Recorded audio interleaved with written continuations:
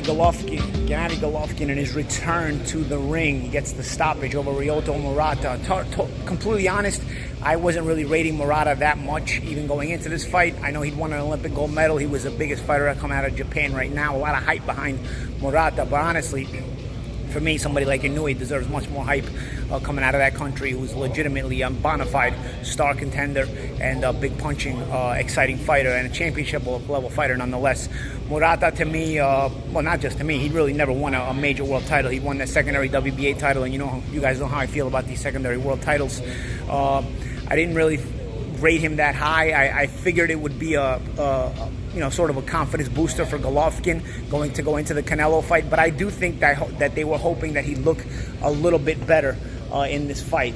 He started out a little slow. Murata was able to land some shots before Golovkin finally got going and ended up getting the stoppage late in the fight. The things that are consistent with Golovkin, he looks like he's got the big power still. Yeah, obviously that's the last thing to go. Murata couldn't handle it. He ended up getting stopped in front of his own crowd.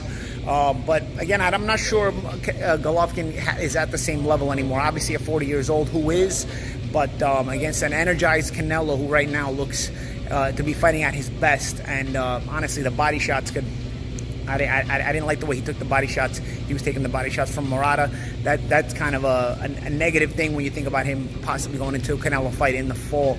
And to be honest with you, again, I've spoken before. I think Bivol is a big risk to Canelo. But whether Canelo wins or loses the Bivol fight, I expect the Golovkin third fight to be something that can be sold and made either way. Because if he wins, there's the curiosity about a third fight with Golovkin and closing the door on this chapter of his career with Golovkin. If he loses, hey, listen, Golovkin hasn't looked so good. So, you coming off of a loss, you want to take on a guy who's a little bit on the decline as well, and Golovkin fits the bill. Either way, you're going to be able to make this Golovkin fight and sell it in the fall, regardless of Canelo's result against Dimitri Bivol. But nonetheless, I wasn't crazy about Golovkin's performance. I had said it from the beginning that I thought Canelo was not going to fight Golovkin until he got a little past his prime, a little too old, and then he finally gave him the third fight.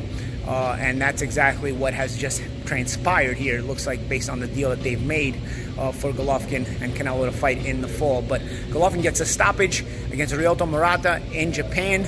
Average performance. He picked it up as he went along.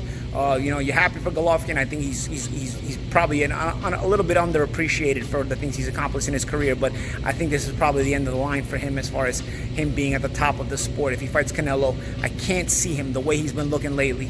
I can't see him looking the way he did in the first two Canelo fights, where I personally thought he won both of them.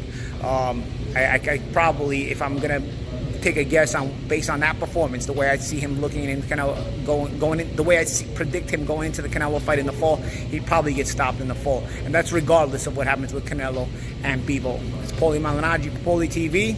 Like, comment, subscribe. Let me know what you guys think of Golovkin's performance, as well as the possible third fight between Canelo and Gennady Golovkin in the fall.